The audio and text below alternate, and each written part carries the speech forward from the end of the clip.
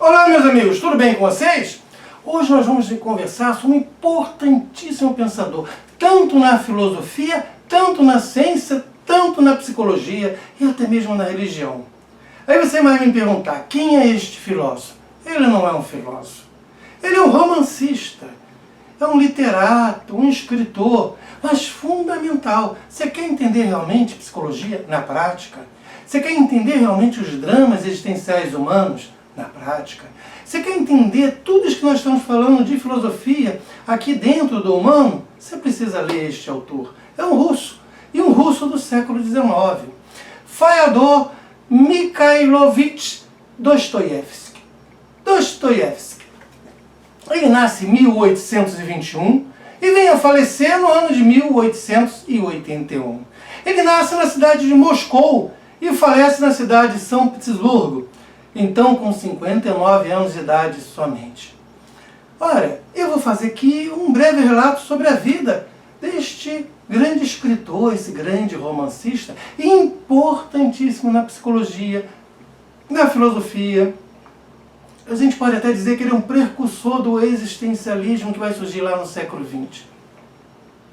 Eu recomendo enfaticamente que você leia Dostoiévski. Eu vou citar algumas das suas principais obras, tá? Recomendando a leitura das mesmas. Mas vamos começar. 1838. Ele ingressa na Academia de Engenharia Militar de São Petersburgo. Tá? E em 1843 ele se forma como engenheiro militar. Poderia seguir uma bela carreira militar como engenheiro. Mas em 1844, ou seja, um ano depois que ele se formou, ele abandona o serviço militar. E em 1846, o Dostoiévski, ele publica o seu primeiro livro, que vai ser um grande sucesso de crítica e de público, que é Gente Pobre. E este Gente Pobre é um romance epistolar, troca de cartas, sabe, gente? Tá? Foi recebido com muito entusiasmo pela crítica à sua época. De 1849 a 1859 vai ocorrer uma coisa que vai marcar muito a vida dele. Aliás, os seus romances têm muito da vida do Dostoiévski. Muitos dos personagens que ele desenvolve em seus romances são diretamente inspirados por fatos que o Dostoiévski viveu, pela própria vida dele, pelo drama dele, inclusive pela sua infância. Veja, seu pai era médico e a família, quando ele era criança, vivia no hospital. E ele conviveu ali com a pobreza e com o sofrimento. E o seu pai ainda tinha um problema sério com o alcoolismo. Um médico, mas com um problema com o alcoolismo. E ele levou esse sofrimento todo que ele viu nas pessoas, naquela situação familiar, para os seus romances. E vai continuar fazendo isso com a sua própria história de vida. Como aqui, por exemplo, veja, eu falei que 1849 até 1859 é importante, sim, porque ele foi exilado, ele esteve preso e exilado na Sibéria. Na época, quando os czares não gostavam de alguém, mandavam lá para a Sibéria, era muito frio, era gelado. E por que ele foi mandado para a Sibéria? Porque ele participou de um grupo de revolucionários. E vai ter livro que ele vai pegar a experiência que ele teve dentro desse grupo de radicais e vai colocar no seu romance. Veja, foi uma participação em uma trama contra o czar Nicolau I da Rússia, o grande soberano da Rússia. Tá? E veja, o czar, o Nicolau I, ficou muito chateado. Ele mandou, olha, manda esse pessoal todo para a Sibéria, vai ficar preso lá um tempo. Mas antes, vamos fazer o seguinte, tá? Antes deles irem para a Sibéria, tá todo mundo condenado à morte, pelotão de fuzilamento. E ele deu ordens expressas para os seus soldados.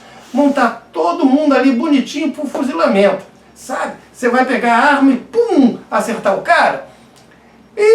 Poxa, deve dar até, com perdão da palavra, mas imagina o que você não vai fazer nas calças com uma arma ali apontada para você, só esperando o sinal, entendeu?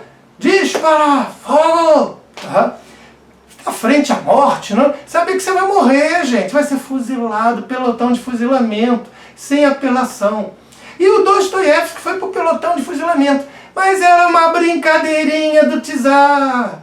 O Tsar pensou, esse pessoal estava tramando contra mim, eu vou fazer uma brincadeirinha. No Brasil tem até outro nome, eu não vou falar aqui no vídeo. Então, eu vou fazer uma brincadeirinha com esse pessoal. Pelotão de fuzilamento. Aí no último momento, quando aquele negócio disparar fogo, tá? Aí veio uma ordem do Tsar dizendo que a execução estava adiada. Cancelada, melhor dizendo. Ia ser todo mundo exilado na Sibéria. Mas foi tudo uma encenação, gente. Foi tudo uma curtição do Tsar com a cara daquele pessoal. Mas isso permitiu ao Dostoiévski se colocar diante da morte, porque para ele ia morrer ali, no pelotão de fuzilamento. Então ele foi ser isolado na Sibéria depois dessa brincadeirinha que o Tsar fez com ele. Em 1857, vem o casamento. Ele vai se casar com Maria Dmitrievna Isaeva. Mais ou menos isso, tá? A pronúncia. Esse casamento dura até o falecimento desta mulher, tá? Por tuberculose. E ele se casa novamente em 1867 com Anna Grigorievna Snitmna. Mais ou menos isso, tá? A pronúncia, tá? E de 1867 a 1871, ele percorre várias cidades da Europa e começa a desenvolver um vício terrível, gente, pelo jogo em cassino. E olha, mais uma vez, ele está totalmente viciado, uma obsessão por jogar, perde fortunas no jogo, tem dificuldades financeiras. E ele vai ter um romance onde o personagem principal está viciado no jogo de roleta. Olha só, experiência pessoal. E em 1871 ele retorna à Rússia depois de ter passeado por toda a Europa, conheceu vários lugares com a sua esposa, sua segunda esposa, não? Tá? E chegando na Rússia, ele começa a melhorar a vida dele. Tá? Ele passa a ser editor de uma revista, o Diário de um Escritor. Claro, ele vai tendo cada vez mais reconhecimentos, em particular na Rússia. É um grande escritor. Tá? E veja, ele atuou também como tradutor, e como romancista, contista, biógrafo, jornalista, escritor. Tá? Olha, quando de seu velório, quando o homem faleceu, gente, tá? Uma multidão enorme de russos foram seguindo o corpo. Calcula-se em cerca de 30 mil. Olha, gente, para aquela época era muita gente. 30 mil pessoas acompanhando o corpo. Olha só, o homem era realmente conhecido e era reconhecido o seu trabalho. Olha, o Dostoiévski, ele há de evoluir, tá? Em particular a partir daquela experiência de quase morte, quando o Tsar brincou com ele, o grupo dele, fingindo que eles seriam fuzilados, não? E depois o exílio que ele teve lá na Sibéria, a prisão. Aí foi trabalhar ainda como soldado raso algum tempo. Veja, ele que tinha passado pela escola de formação de oficiais, era engenheiro, tá? Foi ser soldado raso, tá? Mando do Tsar. Então toda essa experiência que ele teve fez com que ele evoluísse aqui na cabecinha dele. Tá? Ele, quando mais jovem, era socialista. Estava numa posição muito próxima do socialismo. E ele vai evoluir para uma posição bem mais próxima da igreja cristã. Sim, a igreja ortodoxa russa. Então ele é um cristão ortodoxo. A sua obra toda é a obra de um cristão. Tá? Ele é contrário às ideias socialistas. Veja, ele começou lá, tá, curtindo um pouquinho aquelas ideias socialistas, mas no decorrer da vida dele, ele se mostra totalmente contrário a essas ideias. E também contrário às ideias utilitaristas. Temos aqui uma playlist inteira sobre utilitarismo em filosofia. E tanto as ideias socialistas, comunistas, como também as ideias utilitaristas eram provindas do restante da Europa. Vinham da Europa para a Rússia. Olha, quais os temas que o Dostoiévski aborda em sua obra? Gente, primeiro é a natureza humana. Ele está ali focado no humano, o russo, tá? Como é que o russo, tá, vive ali naquela sociedade.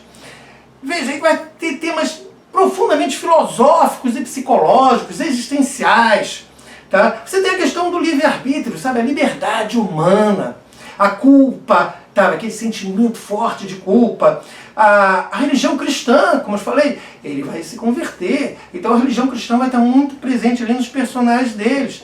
Como também a razão humana, a pobreza, que ele vivenciou muito a pobreza. Você vai ter a violência, tá? Uma coisa muito presente na obra dele é a violência. Como também o outro lado da moeda, o altruísmo, tá? E transtornos mentais, o suicídio, tá? O isolamento, o sadismo, o masoquismo, tudo isso e muito mais vai estar ali presente, enquanto diversos temas que são abordados dentro desta obra. Agora, vamos destacar a liberdade. Sim, a liberdade humana como bem máximo, tá? E se contrapondo à utopia socialista. Veja, no socialismo, no comunismo, você não tem liberdade. É ilusão, tá? E o Dostoiévski percebe isso e há de defender o que? A liberdade humana. E vamos tratar agora dos principais pontos presentes em sua obra. Caso você vá ler, eu espero que você leia o Dostoiévski. Então eu vou citar 4 pontos que você vai encontrar ali na obra do Dostoiévski, importantíssimos. Que veja, o primeiro, o enredo, tá? A história, não? O enredo ele é rápido, tá? E é assim, muito condensado, tá? Tem ação, a ação vai estar ali presente, tá? Você tem muitos elementos ocorrendo ali, tá? Ao mesmo tempo e num pequeno espaço de tempo, tá? Um segundo ponto aqui seria as mudanças inesperadas e abruptas que ocorrem no decorrer de suas histórias. Um terceiro ponto importante seria que, no lugar de uma descrição, sabe? Você descrever minuciosamente, pormenorizadamente, tá? O ambiente, tá? Não, isso não existe, não está preocupado com o ambiente. Tá? No lugar disso, eu tenho uma ênfase muito forte, tá? Nos diálogos. E são justamente esses diálogos que irão caracterizar os personagens, não é o ambiente, são os diálogos. E quarto ponto, seria o clímax, tá?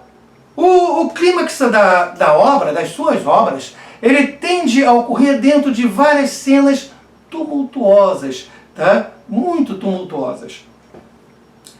Olha, nós temos presente aqui na obra do Dostoiévski a exploração da condição humana, tá? Em toda a sua complexidade, tá? Dentro de um contexto psicológico, político, social e também, tá? Espiritual. Nós temos o realismo está presente, tá? Nas questões sociais e na disparidade, sabe? A enorme distância que nós observamos nas condições de vida daquelas pessoas que são mais pobres quando comparadas com aquelas outras pessoas que são mais ricas na Rússia do século XIX. Você vai ter também presentes elementos góticos, tá? Vinculados à obscuridade e ao mistério, presentes ali na narrativa dos seus romances. Você tem uma enorme profundidade psicológica, tá presente nos seus personagens. E o estilo literário? O estilo literário adotado pelo Dostoiévski, ele é totalmente original. E é caracterizado por profundidade, como eu falei, os personagens são profundos, as histórias são carregados de elementos da psicologia, da filosofia, do existencialismo, tem uma profunda introspecção e também a exploração dos dilemas morais e existenciais. Tá? Olha, a sua obra, belíssima obra, por sinal, ela aborda a filosofia, como venho falando desde o início, a política, a psicologia, a ética, a religião, tá? Ele trata de questões existenciais, questões profundas humanas, tá? Trata também de ideologias, como o socialismo, o comunismo, tá? Ideologias políticas e os conflitos morais. Nós temos que o Dostoiévski é um precursor do movimento existencialista que vai surgir no decorrer do século XX. A liberdade humana, tá, é essencial, tá? Completamente essencial. Mas também, por outro lado, esta mesma liberdade humana é fonte de sofrimento e de angústia. Tá? O sofrimento é uma experiência transformadora e modifica as pessoas, transforma essas pessoas. Pelo sofrimento, as pessoas conseguem alcançar a redenção e também a autocompreensão. Gente, você está gostando? Deixe o teu comentário sobre o Dostoiévski aqui no canal. E que se você não for inscrito, se inscreva. No humano, temos uma combinação de forças. Todas essas forças contraditórias, forças que se opõem, que se batem, que estão em luta. Tá? É uma dualidade. Você tem um campo de batalha entre o bem e o mal. Tá? O Dostoiévski foi crítico das ideologias revolucionárias. De certa forma, ele antecipa o que vai acontecer na Rússia no século XX com a Revolução Comunista. Tá? Ele entende, o Dostoiévski, que tais ideias revolucionárias podem desumanizar os indivíduos e destruir os valores espirituais. A rejeição destes valores espirituais, morais, pode levar a consequências muito danosas, consequências prejudiciais a este humano e à sociedade. Pode levar à destruição, pode levar ao caos. A culpa, sentimento de culpa, sabe? E a consciência da pessoa, tá? O que a gente vê muito no seu livro Crime e Castigo. Tá? Então a culpa e a consciência podem levar à destruição do criminoso, tá? Mesmo antes da justiça chegar nele. É uma destruição interna.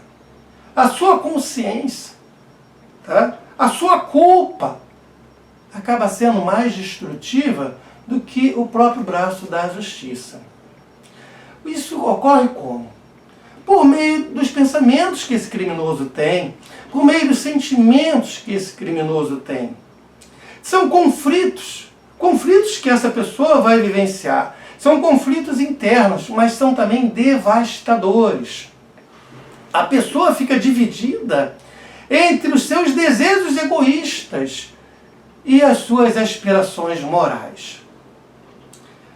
Agora, gente, eu vou listar para você ler 9 livros do Dostoiévski. Rapidamente. Vamos falar do primeiro livro que foi um enorme sucesso na época. Foi antes, inclusive, do seu exílio na Sibéria. Lembra que eu falei da prisão? Então, Pobre Gente, é o nome do livro, Pobre Gente, 1846. Olha, é uma crítica social e psicológica sobre a sociedade russa. Tá? Esse trabalho se desenvolve por meio de cartas. São cartas trocadas entre, por um lado, um funcionário público e, por outro, a amiga deste funcionário. E os temas ali abordados são o sofrimento humano, a pobreza e a busca da dignidade. Outro livro importante, vou citar o segundo livro, O Duplo, de 1846 também.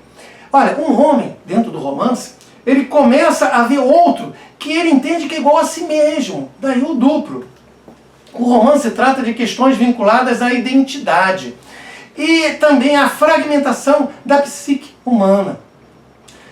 Um terceiro livro seria Recordação da Casa dos Mortos, que é publicado em 1861 enquanto folhetim e em 1862 como livro. Olha, este Recordação da Casa dos Mortos é baseado nas experiências que o Dostoiévski teve na Sibéria, quando esteve preso, exilado.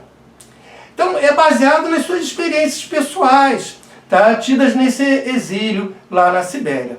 O quarto seria Memórias do Subsolo. Isso em 1864.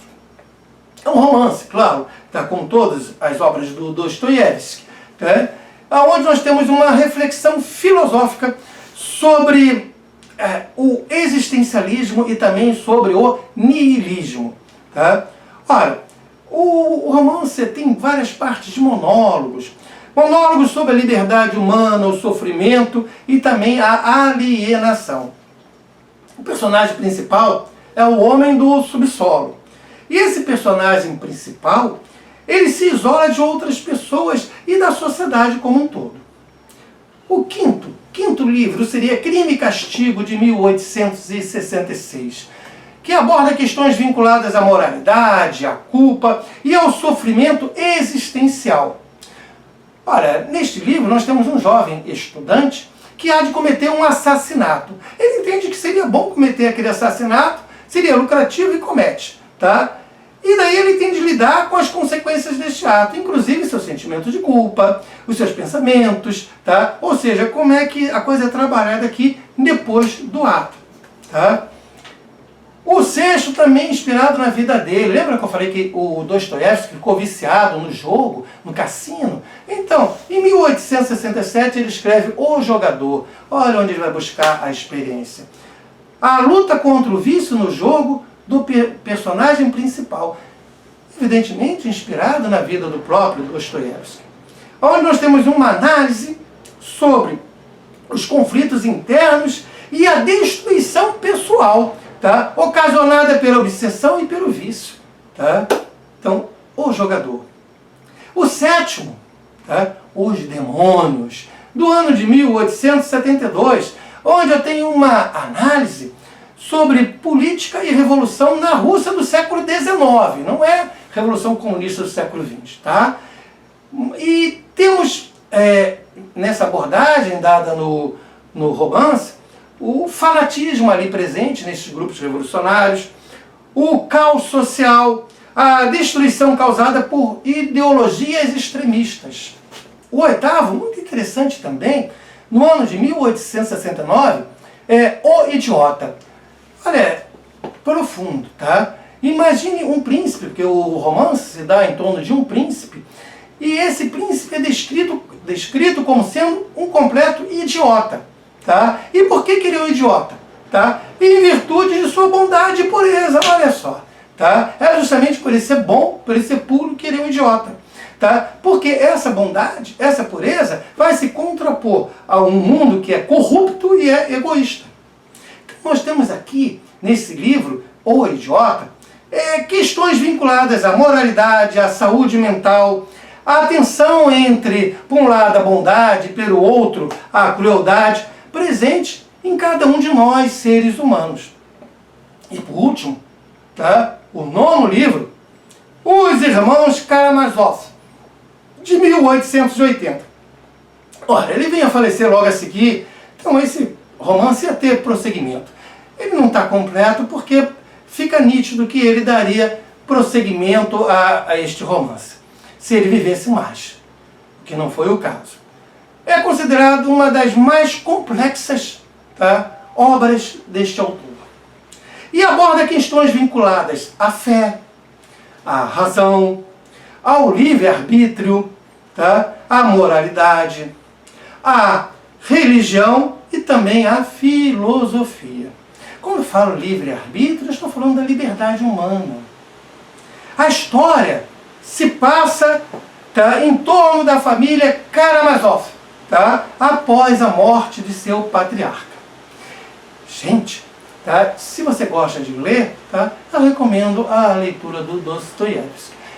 Mesmo não sendo um filósofo ou um psicólogo, ele trata de profundas questões existenciais, tá, humanas, que estão ali presentes na filosofia, na psicologia e em outras disciplinas.